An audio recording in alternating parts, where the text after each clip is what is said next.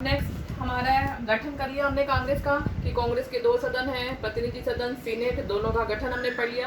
अब हमारा next part है कांग्रेस की भूमिका। भूमिका मतलब कांग्रेस के कार्य, ऐसे भी आ सकता है कांग्रेस के कार्यों का वर्णन करो। तो कांग्रेस की भूमिका या कार्य, इसमें हम क्या करेंगे, दोनों सदनों का इकट्ठा लिखेंगे। जैसे पहला पॉइंट है आपका वैधानिक शक्तियां या वैधानिक कार्य।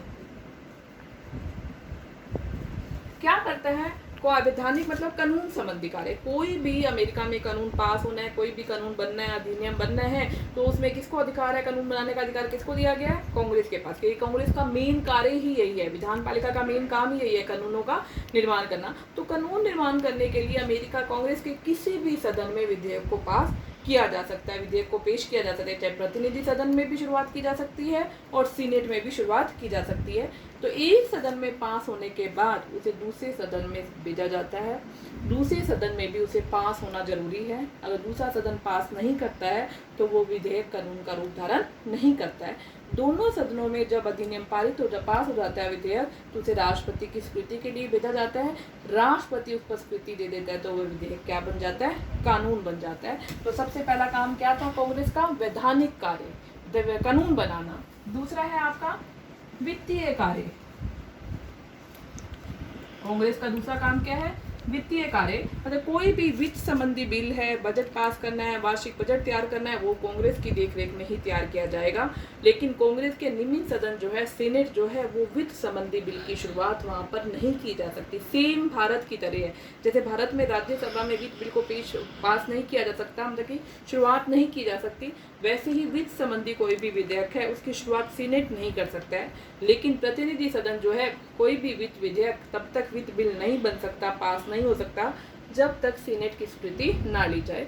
तो प्रतिनिधि सदन उसकी शुरुआत करता है, फिर उसे सीनेट के पास भेजता है। सीनेट की स्वीकृति के बाद ही वो बिल पास होता है। और देश का जो बजट है वो भी दोनों सदनों की देखरेख में बनकर तैयार होता है। राष्ट्रपति ने जो भी अगर राष्ट्रीय कार्यों के लिए या सैनिक कार्यों के लिए जो खर्चा है, जो पैसों की जरूरत है, तो वो भी कांग्रेस के द्वारा अनुमति लेना जरूरी है। तो पूरे वित्त पर नियंत्रण भी किसका होता है, कांग्रेस का होता है। तीसरा है संवैधानिक शक्तियां।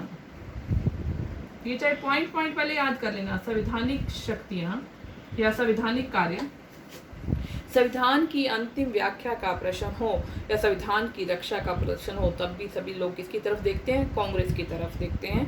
संविधान की कोई व्याख्या करना हो या कोई ऐसा न्यायपालिका ने कोई ऐसा नियम बना दिया हो, ऐसा कानून बना दिया हो जो संविधान के रूल्स के खिलाफ हो, तो प्रतिनिधि सदन या सीनेट मिलकर ऐसे कानून को न्यायिक पुनर्निरीक्षण शक्ति के द्वारा रद्द कर सकते हैं। जैसे 1803 में मार्बरी बनाम मेडिसन मुकदमे के द्वारा ये निर्णय लिया गया था। ये निर्णय कांग्रेस ने ही लिया था कि कोई भी मुकदमा जो है, वो कोई भी अगर कार्य है जो संविधान के नियमों के खिलाफ है, तो ऐसे कानून को रद्द किया जाता है। तो संविधान की व्याख्या का प्रश्न हो, संविधान की रक्षा का प्रश्न हो, ये सारा काम भी कौन करता है, वहाँ की कांग्रेस करती है। तो संवैधानिक शक्तियां भी, संविधान पर भी होल्ड किसका है, कांग्रेस का है। राष्ट्रपति भी कोई ऐसा काम नहीं करता है अगर वो संविधान के नियमों के खिलाफ है, तो कांग्रेस महाभियोग की प्रक्रिया द्वारा राष्ट्रपति पर भी केस चला सकती है।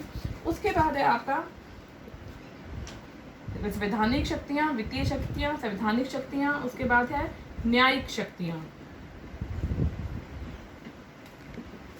न्यायपालिका संबंधी शक्तियां वैसे तो न्यायपालिका के पास होती हैं, लेकिन कांग्रेस के पास भी न्यायिक शक्तियां हैं। राष्ट्रपति या उपराष्ट्रपति के खिलाफ कोई महाभियोग की प्रक्रिया चलानी हो, या उन्होंने कोई गलत काम किया है, देशद्रोह का काम किया है, तो महाभियोग की प्रक्रिया का काम करने का कार्य भी कौन करता है, न्यायपालिका करती है, कांग्रेस करती है। कांग्रेस राष्ट्रपति, उपराष्ट्रपति या अन्य किसी भी कार्यपालिका संबंधी व्यक्ति को गलत काम करने के लिए, देशद्रोह के लिए, संविधान के नियमों का हनन करने के लिए उन पर क्या कर सकती है, महाभियोग का प्रयोग करके उसे पद से हटा सकती है। लेकिन महाभियोग का प्रस्ताव भी अमेरिका के प्रतिनिधि सदन में ही पेश किया जा सकता है और किसी भी सदन में पेश नहीं किया जा सकता है। नेक्स्ट है चुनाव संबंधी कार्य।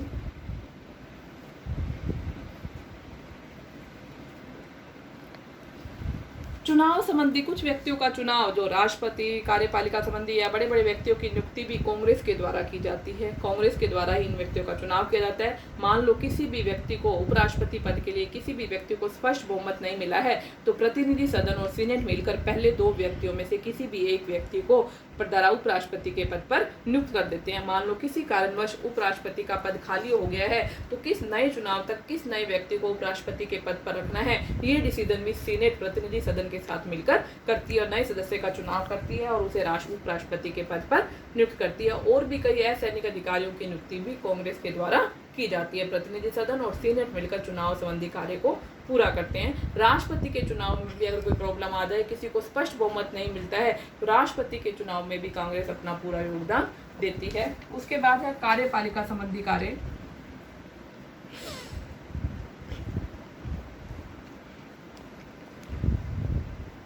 जितने भी कार्यपालिका संबंधी कार्य होते हैं, देश का शासन, वैसे तो कार्यपालिका अध्यक्ष कौन है? राष्ट्रपति। देश का शासन किसके द्वारा चलाया जाता है? राष्ट्रपति के द्वारा चलाया जाता है। लेकिन विधान पालिका कार्यपालिका पर पूरा नियंत्रण रखती है। ये देखती है कि जो कानून बनाए गए हैं संसद के द्वारा, वो कार्यपालिका उस कानूनों को उसी वे में लागू कर रही है या नहीं, या कोई प्रॉब्लम क्रिएट तो नहीं हो रही है, या युद्ध की स्थिति पैदा हो गई है तो किस तरह से उससे निपटना है। राष्ट्रपति को सलाह देनी है कि युद्ध की घोषणा की जाए और देश को युद्ध से बचाया जाए। मतलब कार्यपालिका का अध्यक्ष तो राष्ट्रपति होता है, लेकिन राष्ट्रपति भी बिना कांग्रेस या सीनेट की परमिशन के बिना कोई भी कार्यपालिका संबंधी कार्य अपनी इच्छा से नहीं कर सकता। ये राष्ट्रपति पर सीनेट और प्रतिनिधि सदन के काफी प्रतिबंध हैं। तो कार्यपालिका संबंधी कार्य भी अप्रत्यक्ष रूप से संसद में अधीन होते हैं, कांग्रेस में अधीन होते हैं। कांग्रेस ही कार्यपालिका की हेड भी कांग्रेस ही मानी जाती है। नेक्स्ट है आपका विदेशी नीति का संचालन। क्या बताया था? विदेश नीति का ये प्रतिनिधि सदन इस मामले में थोड़ा पीछे है। कांग्रेस का जो सीनेट है, विदेश नीति का संचालन पूर्ण रूप से सीनेट के द्वारा किया जाता है। राष्ट्रपति जो है दूसरे देशों के साथ संधि या समझौता करने का काम कौन करता है? राष्ट्रपति करता है। लेकिन राष्ट्रपति बिना सीनेट की परमिशन से किसी भी समझौते पर हस्ताक्षर नहीं कर सकता है। कोई भी दूसरे देश के साथ समझौता करना है या संधि करनी है, तो उसके लिए राष्ट्रपति को पहले सीनेट की स्वीकृति लेनी पड़ेगी, तभी राष्ट्रपति वो काम कर सकता है। तो इनडायरेक्ट वे में विदेश नीति का, विदेशों से राजदूतों को भेजना, मंगाना, वहाँ के राजदूतों को अपने देश में रखना, ये सारे काम किसके द्वारा किए जाते हैं? राष्ट्रपति सीनेट की सहायता से करता है। बिना सीनेट की परमिशन से राष्ट्रपति विदेश नीति संबंधी कोई भी कार्य अकेला नहीं कर सकता है। उसके बाद नेक्स्ट लास्ट पॉइंट लिख सकते हैं अन्य कार्य। अन्य कार्यों में क्या आता है? जैसे मान लो देश में युद्ध की स्थिति पैदा हो गई, अचानक पैसों की कमी हो जाती है, तो राष्ट्रपति जो है संसद की तरफ ही देखता है, कांग्रेस की तरफ ही देखता है। राष्ट्रपति सैनिक खर्चों के लिए पैसों की अनुमति देता है, बजट से बाहर जाकर भी पैसे देता है।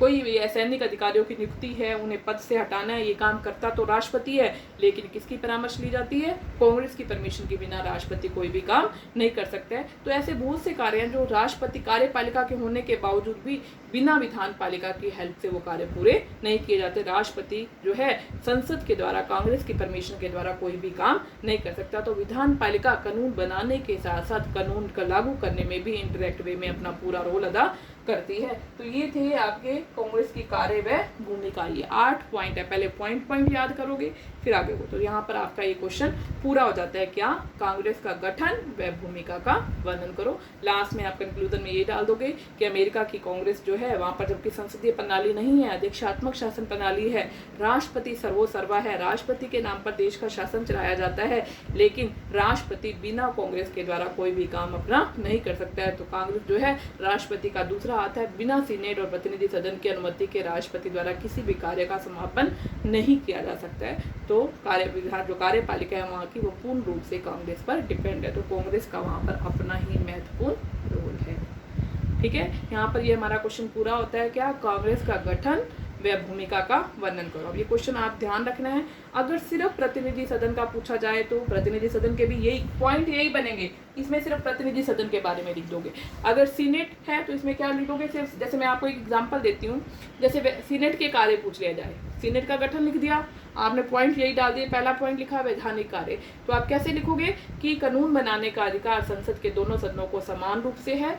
कोई भी विधेयक सीनेट जो है किसी भी विधेयक के संबंधी अधिनियम को पारित करते हैं, सीनेट में पास होने के बाद उसे प्रतिनिधि सदन के पास भेजा जाता है, वहां पर पास होने के बाद राष्ट्रपति की स्वीकृति ली जाती है और राष्ट्रपति स्वीकृति के बाद वो कानून बन जाता है। तो मतलब उसमें सीनेट को हाईलाइट करना है, प्रतिनिधि सदन पूछा जाए तो प्रतिनिधि सदन को हाईलाइट करना है, अगर कांग्रेस का ही कार्य भूमिका पूछी जाए तो दोनों सदनों को कंबाइन कर लो।